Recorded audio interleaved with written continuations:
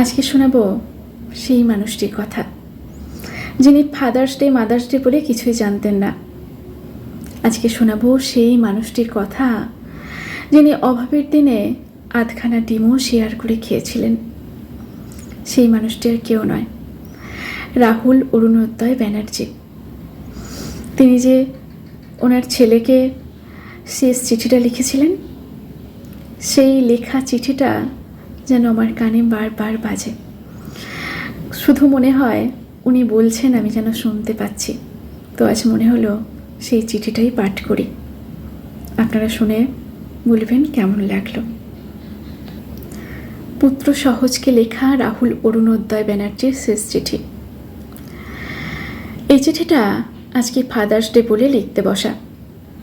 যদিও তোমার বাবা নিজে বৃহত্ত বাংলা মিডিয়াম, জীবনেও ফাদার্স ডে মাদার্স ডে এগুলো আলাদা করে জানতো না, কিন্তু পুজোর যেমন চিত হয়ে শুতে ইচ্ছে করে, আমারও আজকাল এসব উদযাপন করতে ইচ্ছে করে।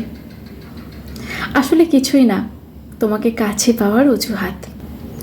জানো সহজ, আমি আর তোমার মা তখন থেকে বন্ধু, যখন তোমার মায়ের 14 বছর বয়স ছিল আর আমার 21। সব ধারাবাহিকে আমরা ভাই বোন।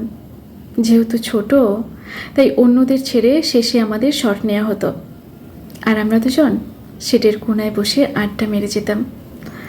তোমার মা ছিল বেহালার একজন অ্যাকাউন্ট শিক্ষকের মেয়ে, আর আমি খুব সাধারণ এক সরকারি চাকরির ছেলে। আমরা দুজন এই ইন্ডাস্ট্রির কিছুই জানতাম না, শুধু জানতাম মন দিয়ে অভিনয়টুকু করতে। তোমাকে এই গল্প কেন বলছি জানো? যদি কখনো তুমি আমাদের ইন্ডাস্ট্রিতে কাজ করো, তাহলে তুমি জানবে তুমি প্রিভিলেজড। যে প্রিভিলেজ একটি 14 বছরের মেয়ে এবং একটি 21 বছরের ছেলে দিনের পর দিন অপমানিত হতে হতে অর্জন করেছে। ঘটনাচক্রে যারা তোমার বাবা মা, এই ইন্ডাস্ট্রিতে সত্যি যদি কাজ করতে ইচ্ছে হয় তোমার, আমি তোমাকে অনুরোধ করব, প্রত্যেকটা মানুষকে তার প্রাপ্য সম্মান দিও। কারণ যে মানুষটি তোমাকে চা দিচ্ছেন, তিনি হয়তো তোমার বাবা মাকেও ছোট দেখেছেন। উপার্জনের ক্ষমতার আতসকাঁচ দিয়ে যারা মানুষকে দেখে, তাদের মতো অশিক্ষিত এই পৃথিবীতে কেউ নেই। এরকম অশিক্ষায় তুমি বড় হবে না, এটুকু আশা তো করতেই পারি। কি বলো? পরিবার পরিবার। যেদিন আমরা প্রথম খবর পাই তুমি আমাদের জীবনে আসছো, আমরা আনন্দে পাগল হয়ে গিয়েছিলাম জানো। তোমার মা গুচ্ছের সব অ্যাপ ডাউনলোড করে ফেললো, রোজ আমাকে আপডেট দিত। এখন ওর সাইজ অ্যাপেলের মতো, এখন ওর সাইজ আনারসের মতো, আরও কত কি। তারপর যখন তুমি হলে, তোমার মায়ের আর একটা রূপ দেখলাম। তুমি জানো না হয়তো, তোমার মা তোমাকে কোনো দিন বাজার চলতে বেবি ফুড কিনে খাওয়ায়নি, সব নিজের হাতে বানাতো। তাতে যদি সারাদিন লাগে তো লাগুক। তোমার মায়ের তোমার জন্য অনেক সংগ্রাম, অনেক আত্মত্যাগ। তুমি কতটা মনে রাখবে তা তোমার সিদ্ধান্ত। আজ তোমার মা ইনস্টাগ্রামে যথেষ্ট অ্যাথেস্টিক ছবি দেওয়ার পরেও পুরো কমেন্টে ভেসে আসে, লজ্জা করে না আপনার? আপনি কি না মা? না, এ নিয়ে কোনো দুঃখবোধ আছে ভেবো না। গন্ডারের চামড়া ধার নিয়ে তবে সেলিব্রিটি হওয়া যায়, এ আমরা শিখে গিয়েছি। শুধু তোমাকে বলছি, তোমার মায়ের লড়াইয়ের একটা আন্দাজ দেওয়ার জন্য। আমরা সন্তানেরা শুধু মায়ের বুকের ওমটুকু টের পাই, পিঠে কতগুলো ছুরি গাঁথা আছে সেটা দেখতে পাই না। মায়েরা তা সযত্নে লুকিয়ে রাখে, তোমার মাও রেখেছে। কিন্তু আমি চাইবো তুমি সেই ক্ষতগুলোর শুশ্রূষা করবে।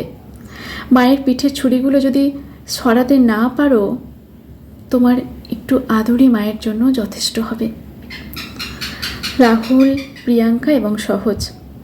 রাহুল, প্রিয়াঙ্কা এবং সহজ। এখন প্রশ্ন হচ্ছে, আমি কোন হরিদাস পাল হে তোমাকে এত জ্ঞান দিচ্ছে? আমি তোর বাপ। দূর সম্পর্কেরই হই, বাপ তো বটে। সেই উপলক্ষে একটু জ্ঞান দেওয়ার অধিকার জন্মে যাই। আমি তোমাকে আমার ভাগের সবকটা নদী, পাহাড়, জঙ্গল উত্তরাধিকার সূত্রে দিয়ে যাচ্ছি। বইমেলার ধুলো, কলেজ স্ট্রিটের ফুটপাথগুলোকেও পৈতৃক সম্পত্তি ভাবতে পারো। এরপর থেকে আর হ্যাঁ, তোমাকে দিয়ে দিলাম আমার একটা প্রচণ্ড অহংকারের জিনিস, আমার ভাষা বাংলা। হ্যাঁ, বাংলা ভাষা। আর শুধু সেই বাংলা ভাষা নয় যেটা আমরা দক্ষিণ কলকাতায় বলি, বাংলা তার সমস্ত উপভাষা ডায়ালেক্ট নিয়ে যে প্রবল ঐশ্বর্য অধিকারী, সেই সব ঐশ্বর্য তোমায় দিয়ে দিলাম, সবই দিয়ে দিলাম, যা যা আমার। থাকুক ওয়ালে লেখাটা। এইসব লেখাই তো বাংলা ভাষাকে আরও ভালোবাসতে শেখায়। কেমন লাগলো লেখাটি? পড়ে শুনে জানাবেন।